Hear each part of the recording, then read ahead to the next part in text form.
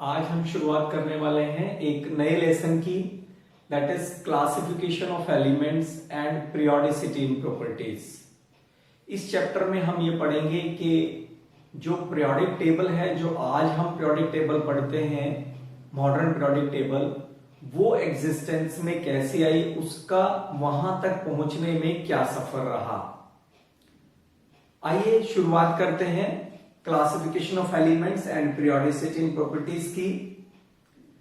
लगभग 1800 के आसपास 31 एलिमेंट्स नोन थे, इसलिए एलिमेंट्स को और उसके कंपाउंड्स को स्टडी करना बड़ा इजी था। लेकिन 1865 तक आते आते इन एलिमेंट्स की संख्या बढ़ गई 63। तब इन सभी एलिमेंट्स को और उनके कंपाउंड्स को, उनकी प्रॉपर्टीज को स्टडी करना इतना आसान नहीं रहा। फिर साइंटिस्ट को यहीं से एलिमेंट्स को क्लासिफाई करने की जरूरत पड़ी कि एक जैसे प्रॉपर्टी वाले एलिमेंट को यदि हम इकट्ठा रख दें तो फिर एलिमेंट्स की और उनसे बनने वाले कंपाउंड्स की स्टडी इजी हो जाएगी। यहीं से एलिमेंट्स को क्लासिफाई करने की जरूरत पड़ी। बहुत सारे क्लासिफिकेशंस के लिए अटेम्प्ट्स किए गए और यही क्लासिफिकेशन का रिजल्ट था लास्ट में पीरियोडिक टेबल का बनना। तो फिर ये पीरियोडिक टेबल क्या है, पहले इसी की बात कर लें। Periodic table, the table which classified the elements in such a way that similar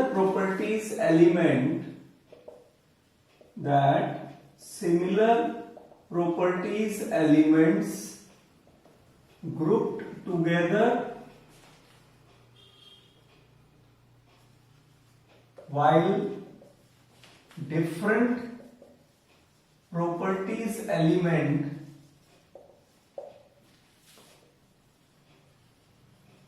separated from one another।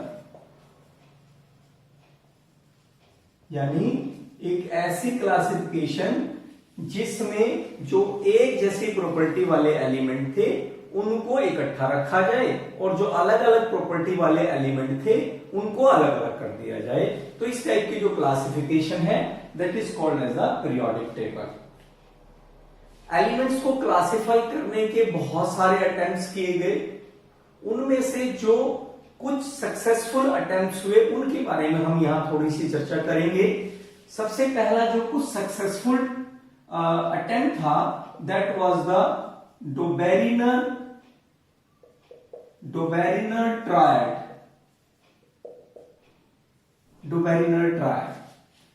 ये डोबेरिनर ने दिया था। डोबेरिनर के accordingly he arranged the elements, similar properties element rather कहना चाहिए, he arranged the similar properties elements in a group of 3। ये जो तीन एलिमेंट्स का ग्रुप था इसको डोबेरिनर ने क्या कहा, ट्रायड कहा। He called them as a triad। उसने क्या किया, सिमिलर एक जैसी प्रॉपर्टी वाले तीन एलिमेंट्स का ग्रुप बनाया और उसको क्या कहा, ट्रायड कहा। When these elements of a triad arranged in the order of their increasing atomic weight, then he observed that the atomic weight of the middle element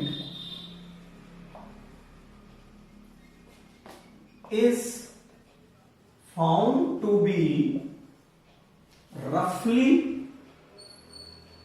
equal to the arithmetic mean of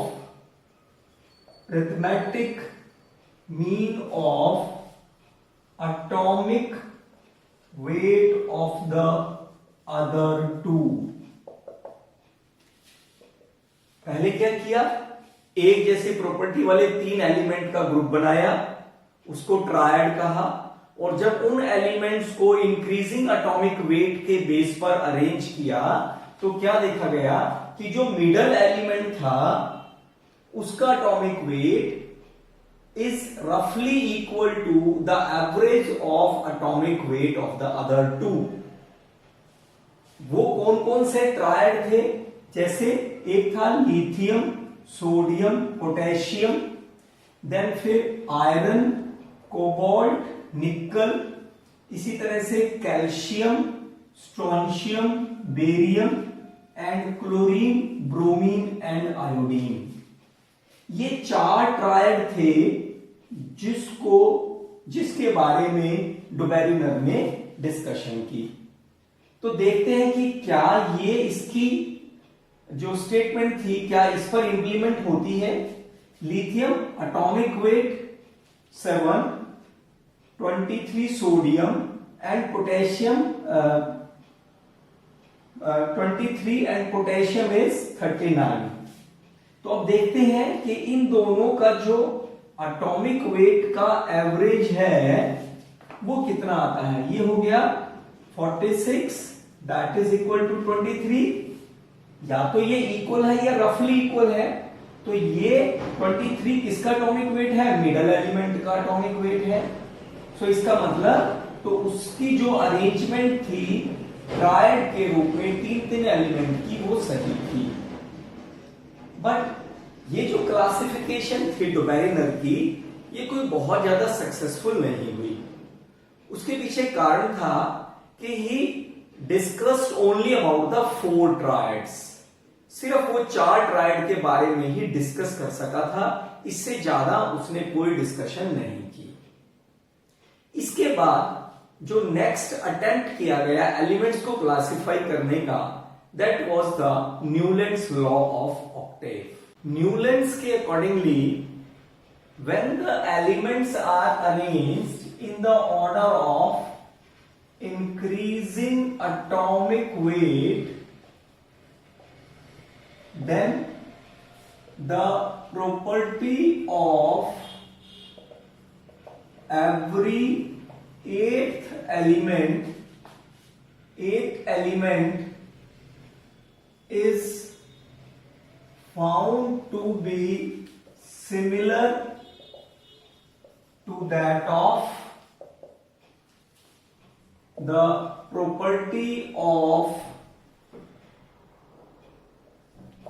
first element, just like the notes of music। Music के notes की तरीके से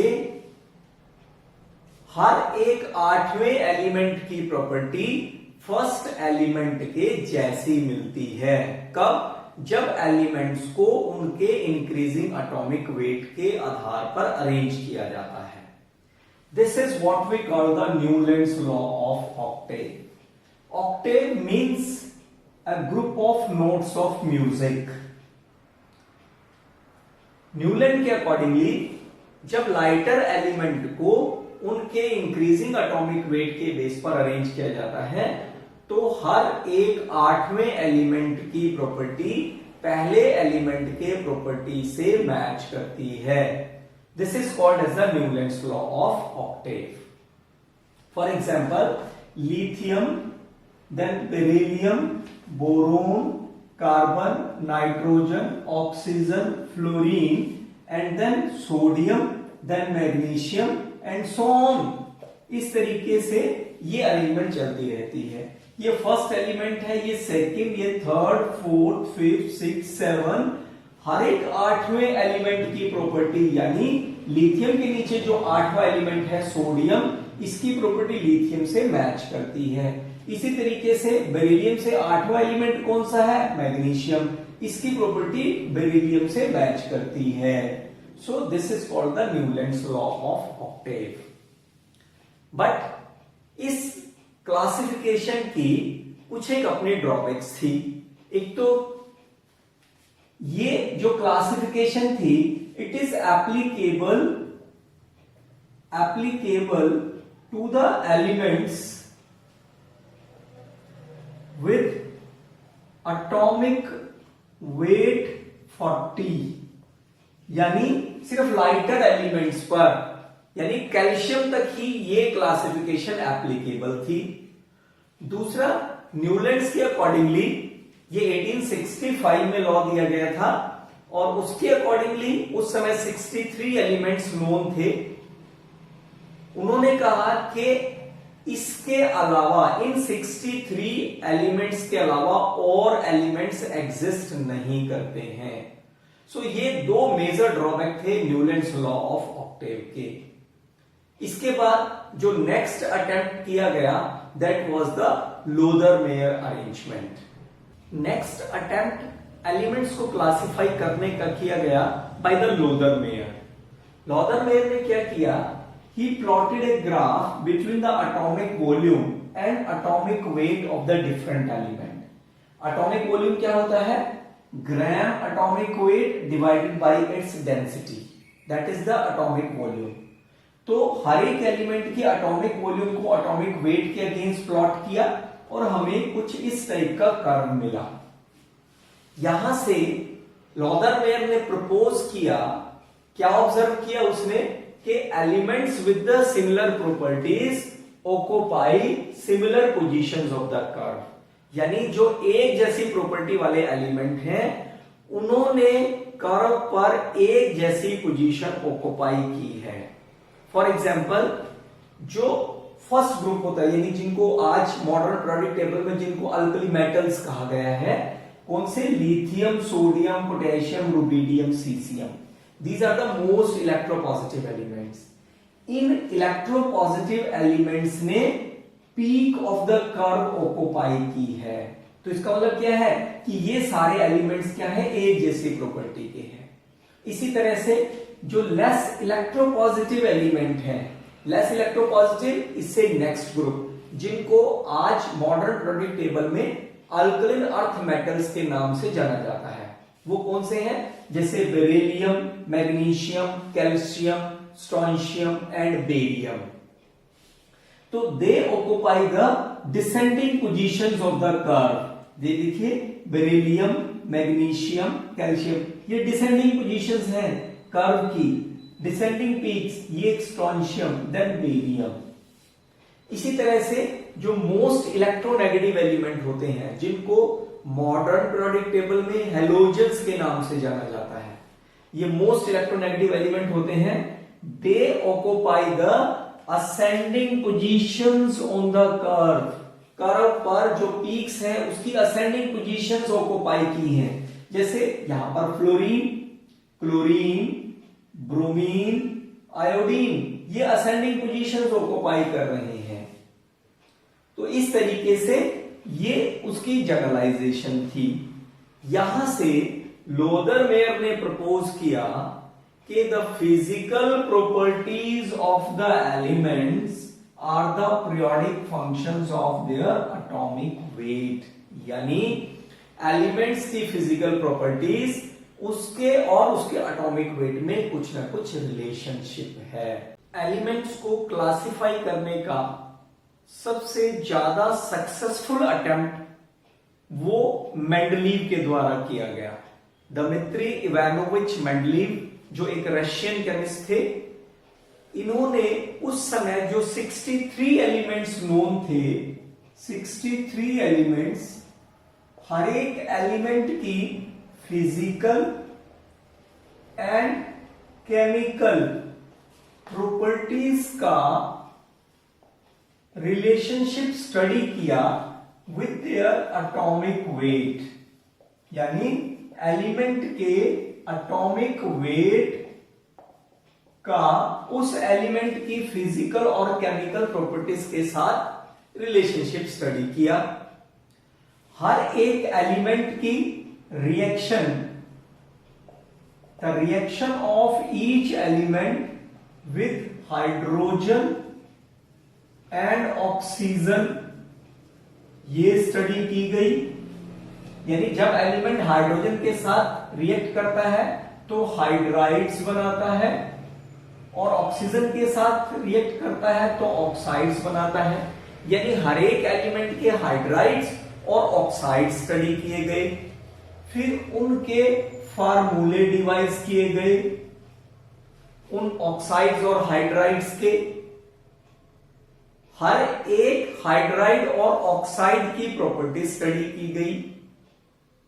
then he wrote all the properties of every element on a cardboard। अलग अलग 63 papers पर हर एक element की property को लिखा गया। Then he sorted out the elements. Elements को फिर सॉर्टिंग की गई। कैसे सॉर्टिंग की गई कि जो एक जैसी प्रॉपर्टीज वाले एलिमेंट थे उनको अलग कर दिया गया, और जो डिफरेंट प्रॉपर्टीज वाले एलिमेंट थे उनको अलग रख दिया गया। जब एक जैसी प्रॉपर्टीज वाले एलिमेंट्स को मेंडलीव ने दीवार पर पिनअप किया तो ही ऑब्जर्व दैट कि जो एलिमेंट्स थे वो ऑटोमेटिकली उनके इंक्रीजिंग एटॉमिक वेट के बेस पर अरेंज हो गए। This was the major breakthrough in the classification of elements. यहीं से मेंडलीव ने मेंडलीव पीरियोडिक लॉ दिया। Mendeleev periodic law. According to this law, the physical and chemical properties of the elements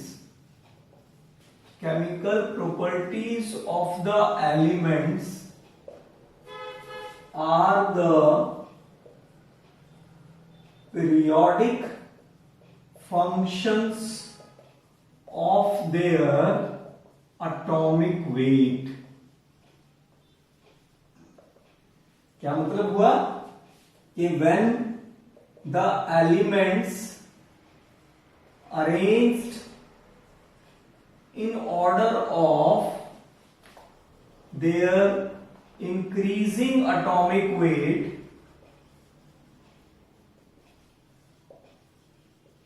then the elements with similar properties repeated after a regular interval।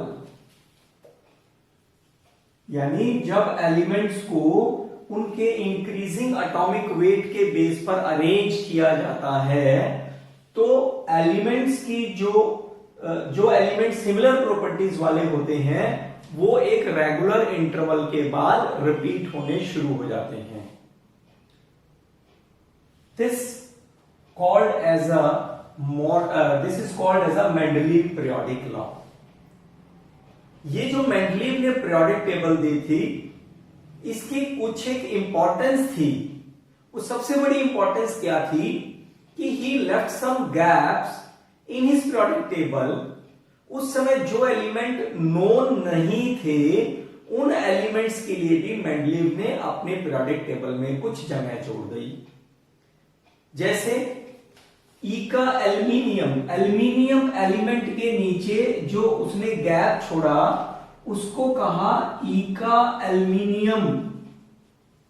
ई का संस्कृत का शब्द है जिसका मतलब होता है नेक्स्ट, यानी नेक्स्ट टू एल्यूमिनियम। इसी तरह नेक्स्ट जो ग्रुप था that was the fourth group, उसमें सिलिकॉन के नीचे जगह छोड़ी गई जिसको कहा गया ई का सिलिकॉन। बाद में ये एलिमेंट गैलियम और जर्मेनियम के नाम से डिस्कवर हुए। इन एलिमेंट्स की प्रॉपर्टी भी उसने साथ ही बता दी थी क्योंकि प्रॉपर्टीज को हम प्रिडिक्ट कर सकते थे, पूरे ग्रुप की जो प्रॉपर्टी है वही उसकी प्रॉपर्टी होगी। तो ये इसकी बहुत बड़ी इंपॉर्टेंस थी। ई का एल्युमिनियम, जिसको बाद में डिस्कवर किया गया गैलियम के नाम से, और ई का सिलिकॉन, जिसको बाद में डिस्कवर किया गया जर्मेनियम के नाम से। जितने एलिमेंट्स थे इस पीरियोडिक टेबल में, उन सभी को उसने 8 ग्रुप्स में बांटा। 8 ग्रुप्स, हर एक ग्रुप का 1 to 7, हर एक ग्रुप के 2 सब ग्रुप्स थे। जैसे फर्स्ट ग्रुप का first A and first B, इसी तरह सेकेंड ग्रुप का second A and second B, इसी तरह थर्ड का third A and third B. But जो 8वां ग्रुप था, it contains the 3 sub groups which contains 9 elements. इसमें 3 सब ग्रुप्स थे, लेकिन उसमें 9 एलिमेंट को उसने रखा था। ये पीरियोडिक टेबल, मेंडलीव की पीरियोडिक टेबल बहुत लंबे समय तक चलती रही, लेकिन 1900 के आसपास जब नोबल गैसेस डिस्कवर हुई, तब इस मेंडलीव पीरियोडिक टेबल को कुछ मॉडिफाई किया गया। तब उन सभी एलिमेंट्स को पूरे 9 ग्रुप्स में बांटा गया। मॉडिफाइड मेंडलीव टेबल, पूरे एलिमेंट्स को 9 ग्रुप्स में बांटा गया, यानी 1 से 8 और उसके बाद 0 ग्रुप, यानी जो नोबल गैसेस डिस्कवर हुई उनको अलग से 0 ग्रुप में स्थान दे दिया गया। तो ये इस मेंडलीव पीरियोडिक टेबल की कुछ एक इंपॉर्टेंस थी।